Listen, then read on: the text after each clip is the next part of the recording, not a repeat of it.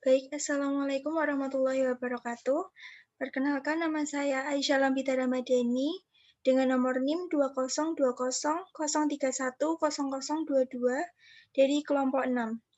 Materi yang akan saya sampaikan yaitu materi mengenai LKMM dasar. Yang pertama, Basic Leadership and Management yang disampaikan oleh Kak Bais. Kemudian materi yang kedua, The Importance of Effective Communication yang disampaikan oleh Kak Reza.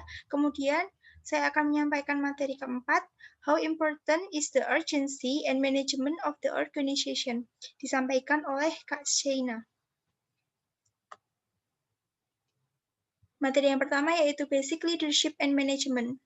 Student Government. Student, menurut KBBI, adalah seorang yang belajar di perguruan tinggi, sedangkan government adalah segala urusan yang dilakukan oleh negara dalam menyelenggarakan kesejahteraan masyarakat dan kepentingan negara. Sehingga dapat disimpulkan bahwa student government merupakan segala urusan yang dilakukan oleh mahasiswa dalam menyelenggarakan kesejahteraannya dan untuk kepentingan perguruan tinggi. Kampus merupakan miniatur negara karena konstitusi organisasi kemahasiswaan di kampus terdiri dari legislatif, eksekutif, dan juga yudikatif. Kemudian, saya akan menjelaskan mengenai lembaga legislatif, yaitu Senat Mahasiswa atau SM, memegang kekuasaan legislatif dalam sistem organisasi kemahasiswaan.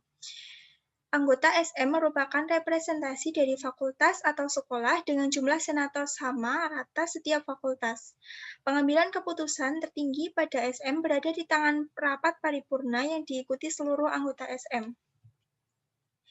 Yang kedua yaitu lembaga eksekutif. Badan Eksekutif Mahasiswa atau BEM memegang kekuasaan eksekutif dalam sistem organisasi kemahasiswaan.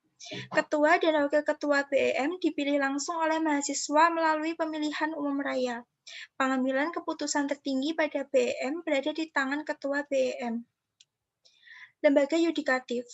Mahkamah Mahasiswa atau MM memegang kekuasaan yudikatif dalam sistem organisasi kemahasiswaan. MM beranggotakan hakim konstitusi yang dipilih oleh panitia khusus. Pengambilan keputusan MM berada pada musyawarah mufakat Majelis Hakim MM setelah menjalani pemeriksaan dan persidangan.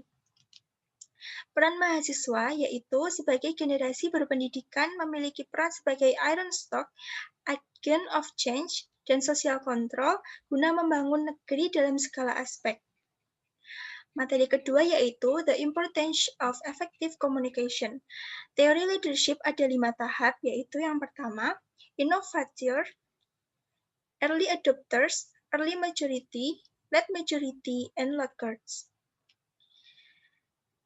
Berikut ini merupakan skema 5 tahapan inovasi and early adopted, dimulai ketika seseorang melakukan sebuah tujuan tertentu, kemudian orang lain mengikutinya. Diawali dengan tahap innovators, kemudian terjadi peningkatan pengikut pada early majority.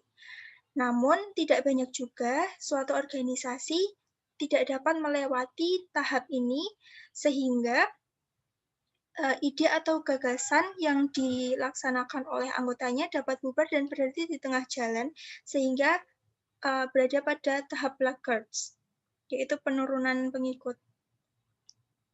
Leadership adalah salah satu fungsi manajemen untuk mempengaruhi, mengarahkan, memotivasi, dan mengawasi orang lain untuk menyelesaikan tugas-tugas yang telah direncanakan untuk mencapai tujuan dan sasaran organisasi dengan noble purpose atau tujuan utama tertentu.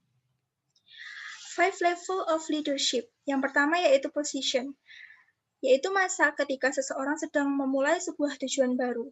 Yang kedua yaitu permission, yaitu membangun sebuah fondasi yang solid antar anggota tim yang telah menerima seseorang sebagai pemimpin. Yang ketiga yaitu production, yaitu bisa menciptakan kegiatan yang produktif dan membuahkan hasil. Keempat yaitu people development, mengembangkan kemampuan anggota tim agar anggota tim menjadi pribadi yang lebih baik lagi. Yang kelima yaitu pinnacle, yaitu tahap yang paling akhir, merupakan level tertinggi ketika seorang pemimpin telah diakui kedudukannya dan dihormati oleh anggota tim lain. Materi yang keempat yaitu How Important is the Urgency and Management of the Organization, disampaikan oleh Kak Sheina. Tujuan perguruan tinggi yaitu ada dua, yaitu kegiatan kurikuler dan kegiatan ekstrakurikuler. Kegiatan kurikuler adalah kegiatan akademik yang meliputi kuliah, pertemuan kelompok kecil, tutorial, bimbingan penelitian, praktikum, tugas mandiri, belajar mandiri, dan karya tulis ilmiah. Yang kedua yaitu kegiatan ekstrakurikuler. Kegiatan kemahasiswaan yang meliputi penalaran dan keilmuan, minat dan kegemaran, upaya perbaikan, kesejahteraan mahasiswa, dan bakti sosial bagi masyarakat. Produk pendidikan perguruan tinggi. Ada dua, yaitu hard skill dan soft skill.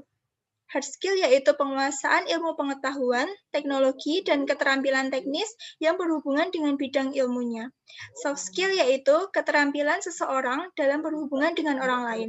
Contohnya adalah kemampuan bekerja sama, mengambil inisiatif, keberanian mengambil keputusan, dan kegigihan. Pengembangan soft skill yang diharapkan oleh perguruan tinggi yaitu pada kegiatan perkuliahan, dosen diharapkan bisa mengembangkan kemampuan soft skill mahasiswanya. Yang kedua yaitu mendorong dan memfasilitasi mahasiswa untuk aktif dalam kegiatan ekstrakurikuler sesuai minat dan bakat yang dimilikinya. Apa itu organisasi? Yaitu sekelompok orang yang bekerja sama dalam suatu struktur yang terkoordinasi untuk mencapai suatu tujuan tertentu. Apa fungsi organisasi? Yaitu yang pertama, media aktualisasi diri, wadah peningkatan kapasitas diri.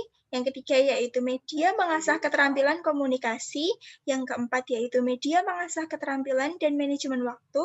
Dan yang kelima yaitu mengasah keterampilan manajemen organisasi dan kepemimpinan. Demikian materi yang dapat saya sampaikan. Apabila ada kesalahan kata, saya mohon maaf.